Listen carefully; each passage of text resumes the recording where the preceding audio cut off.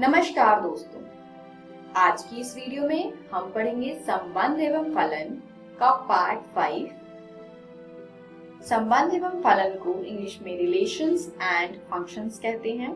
चलिए देखते हैं पार्ट 5 में हम क्या पढ़ेंगे। द्विआधारी संक्रियाएं। द्विआधारी संक्रियाएं क्या होती हैं?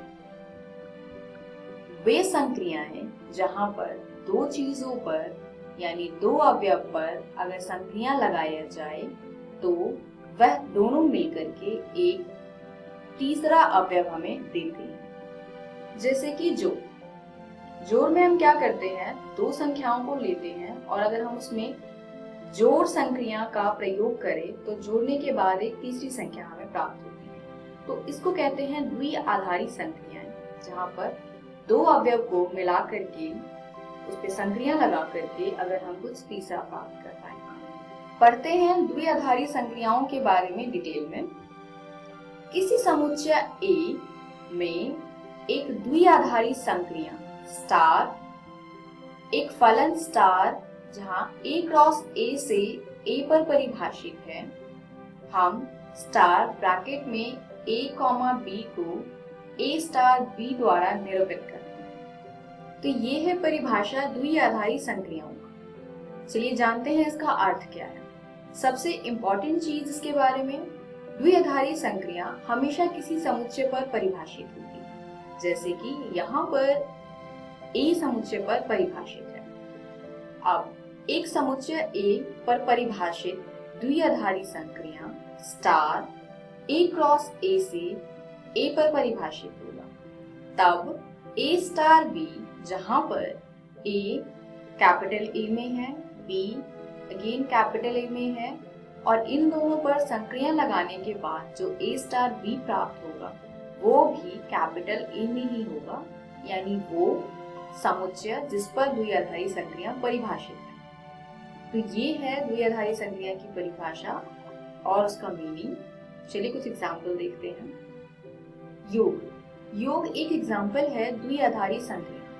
अगर हम योग को वास्तविक संख्या पर परिभाषित करें, यानी योग जो R क्रॉस R से R पर परिभाषित है, तब A जमा B जहां A तथा B वास्तविक संख्या है, दोनों का योग भी वास्तविक संख्या है। एग्जाम्पल देखते हैं, जैसे 4 जमा 3, 4 एक वास्तविक संख्या है तथा 3 एक वास्तविक संख्या है। दोनों को जोड़ने पर 7 प्राप्त होता है, तो ये भी एक वास्तविक संख्या है।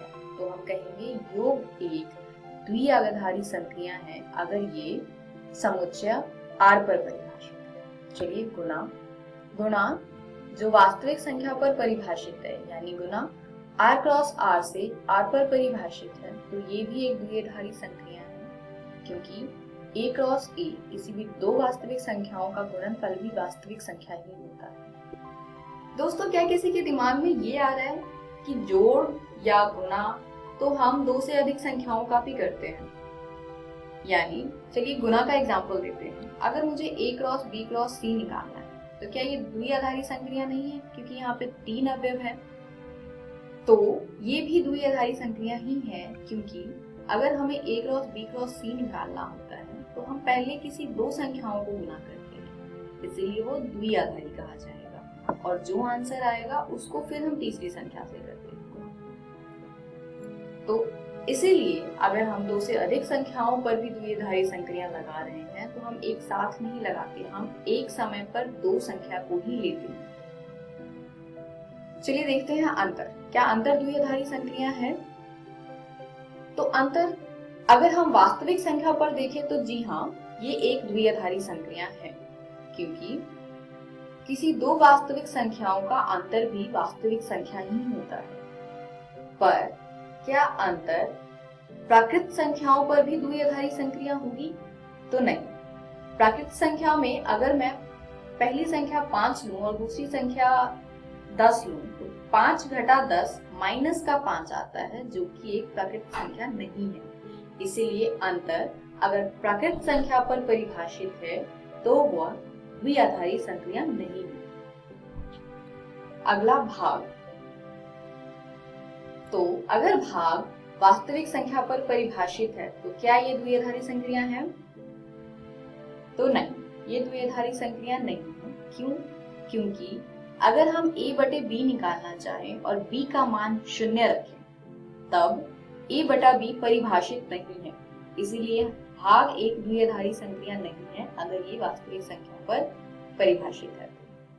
चलिए देखते हैं द्विआधारी संक्रियाओं के कुछ प्रॉपर्टीज। पहली है क्रम विनिमयता।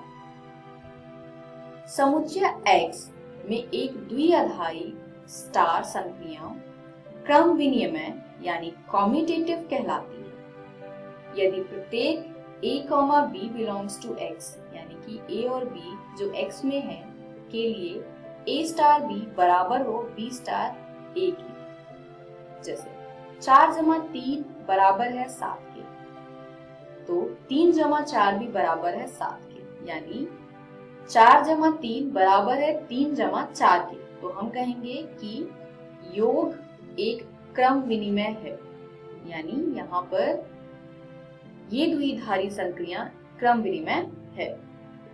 चलिए देखते हैं घटाव का। 4 माइनस 3 बराबर होता है 1 के, वहीं 3 माइनस 4 बराबर होगा माइनस 1 के। तो यहाँ आप देख सकते हैं 4 माइनस 3 3 माइनस 4 के बराबर नहीं है, इसीलिए ये क्रम विनिमय नहीं है। अगली प्रॉपर्टी है सहचार्यता। सहचार्यता क्या होता है? एक द्विआधारी संक्रिया स्टार a क्रॉस a से a पर परिभाषित है, सहचार्य कहलाती है यानी एसोसिएटिव कहलाती है यदि a star b star c, यानी जिसमें हमने a और b को साथ में सॉल्व किया है, बराबर हो a star b star c जहां पर b और c को पहले हल किया गया है। For all a b c belongs to a, यानी प्रत्येक a b c जो कि a में। चलिए एग्जांपल देखते हैं। 4 जमा 3 जमा 5, जहां पे अगर 4 और 3 को हम पहले जोड़े, इसी प्रकार 4 जमा 3 जमा 5, जहां पे हम 3 और 5 को पहले जोड़े।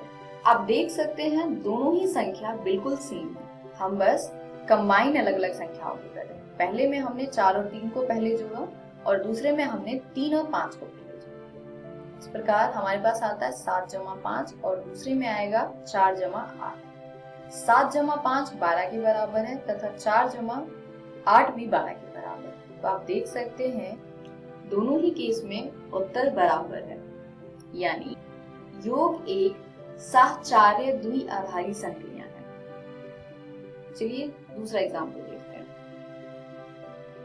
एक बाइनरी ऑपरेशन यानी कि द्विआधारी संक्रिया वास्तविक संख्या पर परिभाषित है कुछ इस प्रकार, जहां a स्टार b बराबर होगा a जमा 2b के।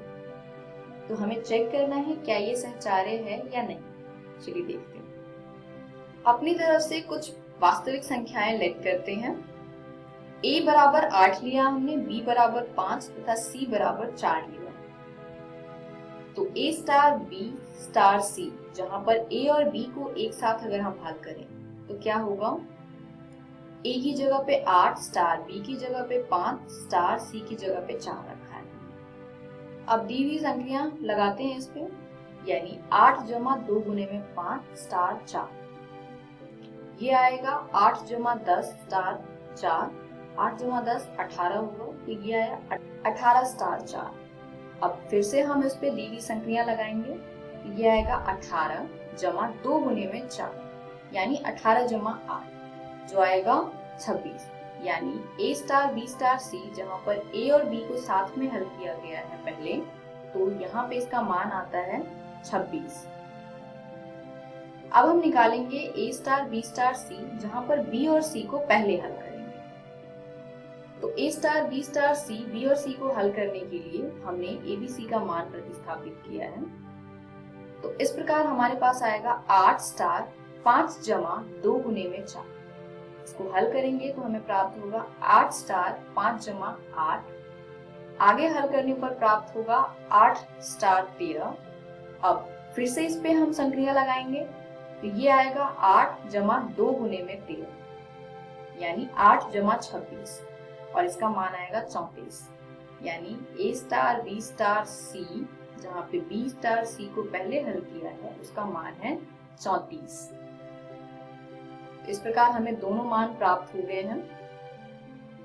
अब आप देख सकते हैं कि a star b star c बराबर 26, जहां a और b को पहले हल किया गया है, वो बराबर नहीं है a star b star c, जहां b और c को पहले सॉल्व किया गया है। दोनों मान आपस में इक्वल नहीं है, इसलिए हम कहेंगे कि a स्टार b जो a जमा 2b से परिभाषित है, एक सहचार्य द्विआधारी संक्रिया नहीं है। चलिए अगली प्रॉपर्टी देखते हैं, तत्समक। किसी प्रदत्त द्विआधारी संक्रिया स्टार a क्रॉस a से a पर परिभाषित के लिए एक अवयव E belongs to A, यानी एक अवयव E है जो A में बिलोंग करता है, यदि इसका अस्तित्व है, तत्समक आइडेंटिटी कहलाता है। यदि A स्टार E बराबर हो A के, जो बराबर है E star A for all A belongs to A, यानी कैपिटल A में एक ऐसा अवयव E है जिसके लिए A स्टार E बराबर A के आ जाएगा तथा E स्टार A भी A के बराबर आएगा। एग्जाम्पल लेते हैं, एक जमा 0। अगर मैं प्राकृत संख्या की बात करूं और योग हम द्विआधारी संक्रिया को ले तो 1 जमा 0 बराबर आता है 1 के। इसी प्रकार 0 जमा 1 भी बराबर आता है 1 के। तो आप देख सकते हैं यहाँ पर 0 को अगर हमने ऐड किया है 1 में तो आंसर 1 ही आया। और अगर हम ऐड की बात करें तो किसी भी संख्या में अगर आप 0 को जोड़ें तो आंसर वो संख्या खुद से आ जाता है, यानी 0 जो है वो तत्समक है योग संक्रिया का। चलिए अगला देखते हैं, व्युत्क्रमणीय। A में तत्समक अवयव E वाले एक प्रदत्त द्विआधारी संक्रिया स्टार A क्रॉस A से A पर परिभाषित के लिए किसी अवयव A बिलोंग्स टू A को संक्रिया स्टार के संदर्भ में व्युत्क्रमणीय कहते हैं, यदि A में एक ऐसे अवयव B का अस्तित्व है कि A स्टार B बराबर E बराबर B स्टार A हो, तो B को A का प्रतिलोम कहते हैं, जिसे प्रतीक A इनवर्स यानी कि A की पावर -1 द्वारा निरूपित करते हैं। यहाँ पर A स्टार B बराबर आ जाए E यानी तत्समक के तथा B स्टार A बराबर आ जाए E यानी तत्समक के। A इनवर्स यानी A का प्रतिलोम B के बराबर होता है। जैसे अगर हम योग की बात करें तो 3 का प्रतिलोम -3 होगा, और अगर हम गुणा की बात करें तो 3 का प्रतिलोम 1/3 होगा। इस वीडियो में हमने सीखा द्विआधारी संक्रियाएं, जिसमें हमने इसकी प्रॉपर्टीज पढ़ी, क्रम विनिमयता यानी कम्यूटेटिविटी, सहचार्यता यानी एसोसिएटिविटी, तत्समक यानी आइडेंटिटी, व्युत्क्रमणीय यानी इनवर्स। अगली वीडियो में हम कुछ प्रैक्टिस क्वेश्चंस करेंगे। धन्यवाद।